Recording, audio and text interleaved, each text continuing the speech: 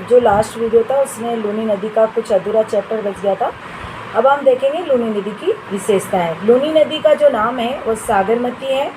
लूनी नदी का अन्य नाम लवणवती है। आदि मीठी आदि खारी नाम है। और जो लूनी नदी है उसका अंतःसलीला नाम है कालिदास के अनुसार। जो लूनी नदी है वो मरु प्रदेश की सबसे लंबी नदी है। लूनी नदी का जो अफवाह क्षेत्र है जल का वो 10.40% योगदान है राजस्थान में। और जो लूनी नदी है उसको बालोतरा में उसको जो बाढ़ आने का कारण है वह लूनी नदी है बालोतरा में। और इसकी बालोतरा के बाद में लूनी नदी में जो जल है वह खारा हो जाता है। और जो लूनी नदी है उसके अफवाह क्षेत्र को जालोर में नेहड़ नाड़ा या रेल कहा जाता है।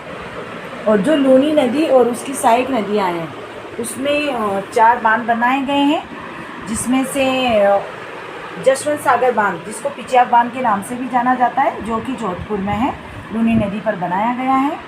और इसके अलावा जो लूनी नदी की सहायक नदी है सुकड़ी, उसमें बाकली बांध जालोर में बनाया गया है। और दूसरा जो बांध है हेमावास बांध जो कि पाली में है, जो बांडी नदी में बनाया गया है। और चौथा जो बांध है जवाई बांध जो सुमेरपुरा पाली में स्थित है। जो जवाई बांध है वो पश्चिमी राजस्थान का सबसे लंबा बांध है। और इस बांध को मारवाड़ का अमृत सरोवर के नाम से जाना जाता है। और ये जो बांध है इससे राजस्थान के 4 जिलों में जलापूर्ति होती है।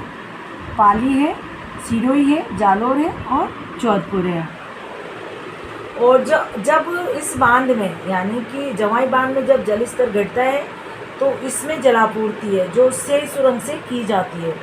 सेई सुरंग उदयपुर से लेकर और जवाई बांध तक जलापूर्ति करती है, जो कि राजस्थान की सबसे लंबी जल सुरंग है।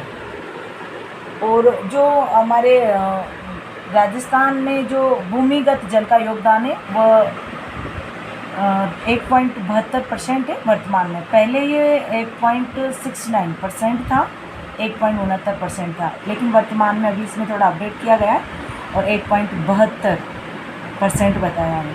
और जो राजस्थान में कुल भारत का सतही जल है वह 1.16% है।